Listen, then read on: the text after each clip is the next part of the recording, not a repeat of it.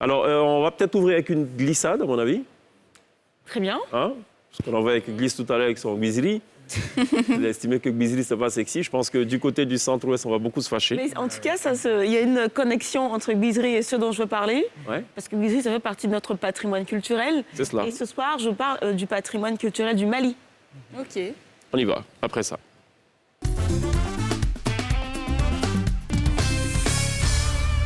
Vous avez sans doute entendu parler de cette cérémonie qui s'est tenue à quelques jours de cela à la salle d'exposition de Bamako. En fait, il s'agit de la remise officielle de près de 900 œuvres historiques originaires du Mali, donc qui revenaient des États-Unis ou que les États-Unis avaient rétrocédé finalement au Mali. Il s'agit des œuvres qui ont été exportées de façon illégale entre 2008 et 2011. Et le Premier ministre qui s'est dit vraiment heureux que ce patrimoine culturel ne soit pas resté emprisonné aux États-Unis et qu'il soit revenu au Mali.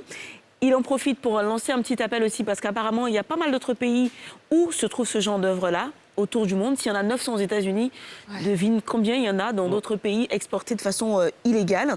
Et ça a été possible grâce à un travail, une collaboration entre le Mali et les États-Unis. Donc depuis quelques années, ça a été signé en fait en 1993 en fait une convention qui permet au Mali et aux États-Unis en fait d'avoir leurs différents objets rétrocédés. Donc tu n'as pas la possibilité d'envoyer des objets du patrimoine culturel malien aux États-Unis de façon illégale. En tout cas, si c'est saisi par les autorités, cette convention-là permet aux États-Unis de les ramener aussitôt. Et le Mali est le seul pays, en fait, en Afrique, dans toute l'Afrique subsaharienne, qui a ce type d'accord avec les États-Unis. Il y a une exposition thématique autour de ces œuvres qui est annoncée pour les mois qui viennent, afin de sensibiliser les différentes populations maliennes contre le pillage et leur permettre d'accéder à leur patrimoine culturel. Après, la petite question, c'est finalement, à quoi est-ce que cela va servir? Est-ce que les gens vont au musée? Est-ce qu'ils vont regarder? Est-ce qu'ils sont un petit peu au courant de l'importance de toutes ces œuvres-là, finalement? Alors, une autre question, une chose est de restituer, une autre chose est de réceptionner, une autre est de conserver. Aussi. Et une autre est de valoriser.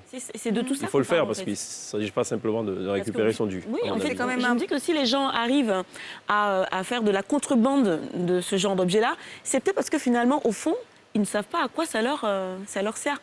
Là, par exemple, on a une œuvre, une pierre taillée. Alors, pour ne pas que je me trompe, il faut que je trouve quand même. Elle est pas...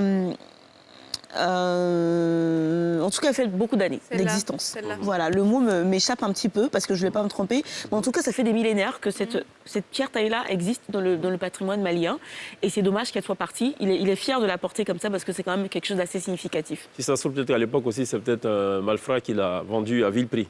Voilà. Exactement. Il ne faut pas en vouloir à tout un pays. Ce qui est bien, je pense que c'est qu'il y a déjà un premier pas et que petit à petit, certainement, les choses vont se mettre aussi en place. Mais je trouve ça super. C'est très bien. Aussi. Merci pour cette trouvaille, Glisse. Et sa glissade légendaire, hein, retrouvée toutes les semaines dans la télévision sur AMCI.